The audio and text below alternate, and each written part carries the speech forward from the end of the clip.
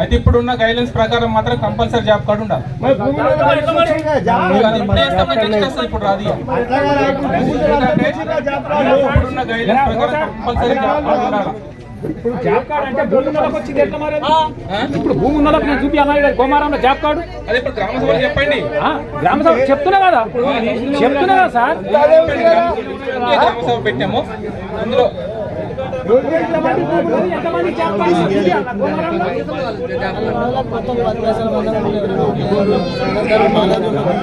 నెరవేరలేదు.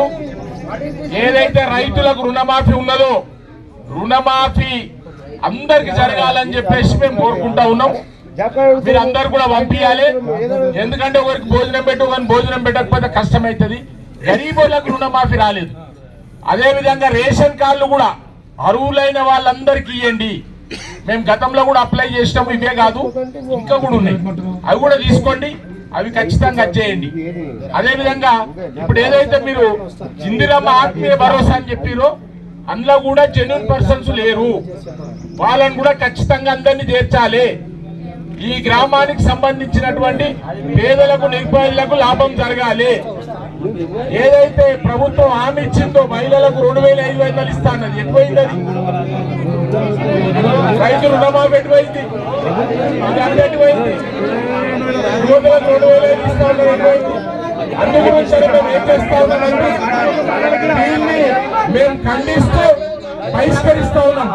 అందరికీ న్యాయం జరగాలని చెప్పేసి తెలియజేస్తున్నాం. ఖచ్చితంగా కూడా మేము దీన్ని బహిష్కరిస్తున్నాం. ఇది మంచి సంస్కృతి కాదు. ఎందుకంటే ప్రభుత్వం అన్యాయం చేస్తా ఉన్నది. అన్యాయమైన అందుకే చెప్తా ఉన్నాం. అందరూ కూడా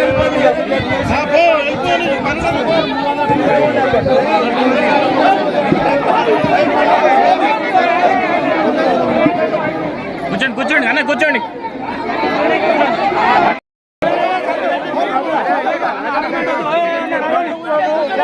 దొంగ ప్రభుత్వం కరెక్ట్ పనిచేస్తలేదు.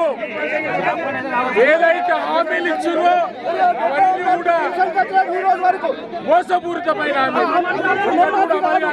ఈ ఊళ్ళో రైతు భరోసా రాలేదు. ఈ ఊళ్ళో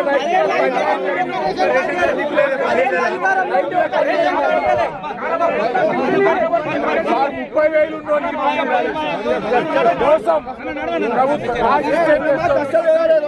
డ్యూటీకి రాదు.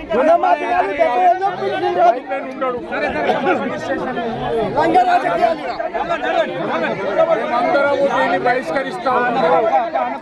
ఈ ప్రభుత్వము అందరికీ 420 హామీలు 6 గ్యారంటీ ఇచ్చే వరకు పోరాడతానే అని చెప్పి టీఆర్ఎస్ తరఫున పోరాడతాం అని చెప్పి సందర్భంగా టీఆర్ఎస్ పార్టీకి సంబంధించినటువంటి మా నాయకులందరికీ, యువకులకు, అదేవిధంగా మా పెద్ద మనుషులందరికీ మరి ఈరోజు గోమారం గ్రామంలో గ్రామసభ నిర్వహించడం జరిగింది.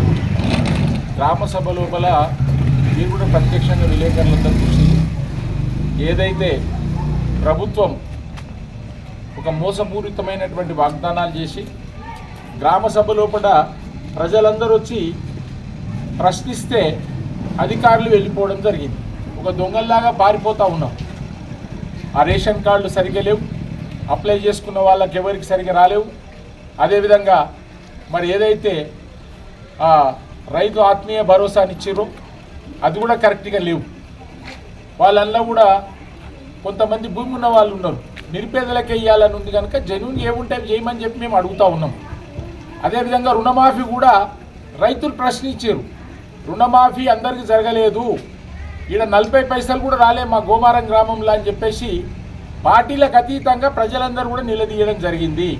అదేవిధంగా పింఛన్స్ రాలేవు, పింఛన్స్ కూడా ఇవ్వమని చెప్పి అడుగుతూ ఉన్నారు.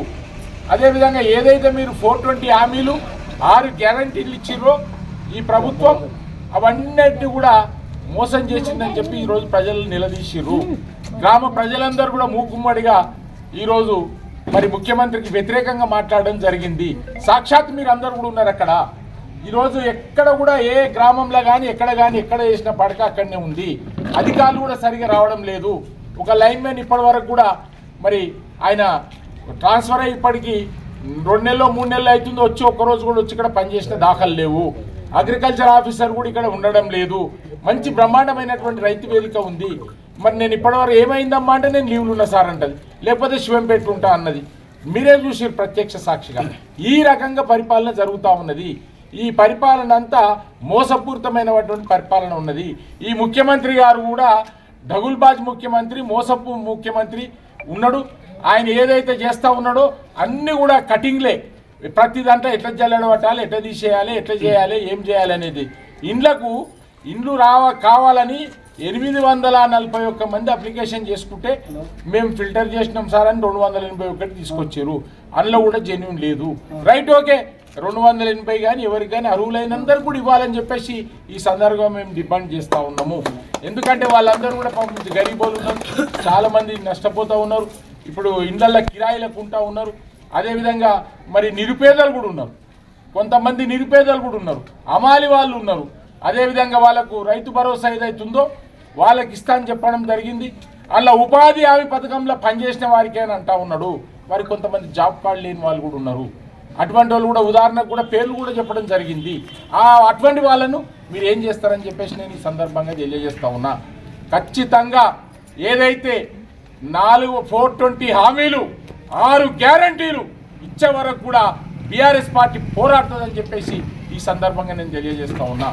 గతంలో కూడా ఏదైనా డెవలప్ చేస్తే అభివృద్ధి జరిగిందంటే కేవలం బీఆర్ఎస్ ఆధ్వర్యంలో ఇక్కడ జరిగింది. ఈరోజు రోడ్లు కానీ, అదేవిధంగా మరి అప్పుడు వచ్చినటువంటి పింఛన్స్ కానీ, రేషన్ కార్డులు కానీ 2014లో కూడా రేషన్ కార్డులు ఇచ్చినాము. అప్పటి నుంచి కొంచెం శబ్దత ఏర్పడ్డది. తర్వాత ఇప్పుడు నువ్వు ఇస్తాన్నావు, ఇచ్చేది అర్హులైన వాళ్ళకే ఇవ్వమని చెప్పేసి మేము కూడా చెప్తా ఉన్నాం.